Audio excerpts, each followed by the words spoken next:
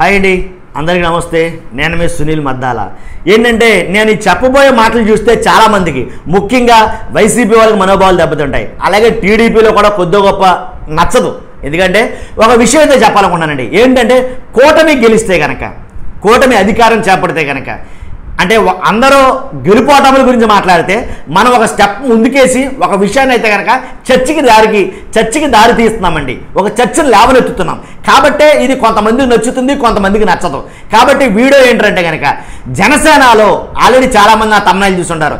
జనసేనకి 21 సీట్లు గెలిస్తే కనుక వచ్చే మంత్రిత్వ శాఖలు ఎంతమందిని మంత్రులు కాబోతున్నారు అనే దాని మీద ఈ వీడియో.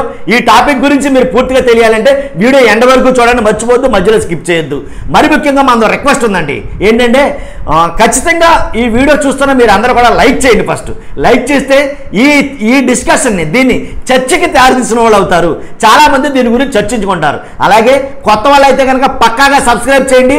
మీకు 100% ఇంట్రెస్టింగ్ పొలిటికల్ టాపిక్స్ వీడియో అయితే కనుక మీ ముందుకు తీసుకురావడం ప్రయత్నం చేస్తాను. కొత్త వాళ్ళైతే కనుక సబ్స్క్రైబ్ చేయండి, లైక్ చేయండి, అలాగే ఈ వీడియోని షేర్ చేయండి. ఇది చర్చకి దారి తీస్తుంది అనేది నేను నమ్ముతున్నా. ఏంటంటే కనుక 21 మంది జనసేనలో 18 సీట్లు పక్కాగా గెలుస్తాయి. దాంట్లో ఎలాంటి డౌట్ లేదు. మా అయితే 1, 2, 3 సీట్లు పోతాయి.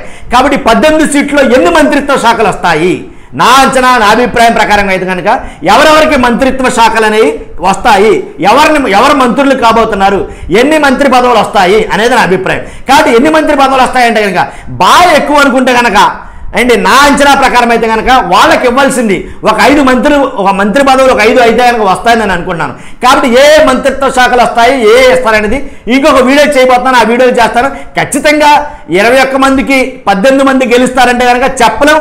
పెరిగిన ఏదైతే పోలింగ్ సరళి, అలాగే పెరిగిన ఓట్ల విధానం, ఏదైతే భారీ పోలింగ్ జరిగిందో ఆ భారీ పోలింగ్ దృష్టిలో పెట్టుకుని నేను మాట చెప్పాలనుకున్నానండి.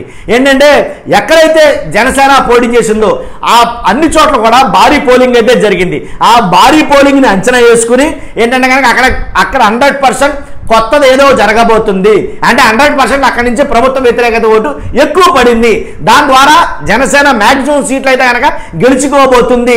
కాబట్టి కూటమిలో తనదైన పాత్ర, తనదైన వంతు చూపించబోతుంది అనేది నా అంచనా, నా అభిప్రాయం. ఇంకోటి ఏంటంటే నేను చెప్తాను కదా, ఏదైతే కొన్ని శాఖలు ఏదైతే ఉన్నాయో మంత్రి పదవులు 100%గా జనసేనకి ఎన్ని ఇస్తారు అనేది ఒక చర్చనైతే కనుక నేనే యూట్యూబ్ మొత్తం హిస్టరీలో, యూట్యూబ్ చరిత్రలో ఫస్ట్ చేయబోయేది మనమే. ఈ వీడియో పెట్టబోయేది మనమే.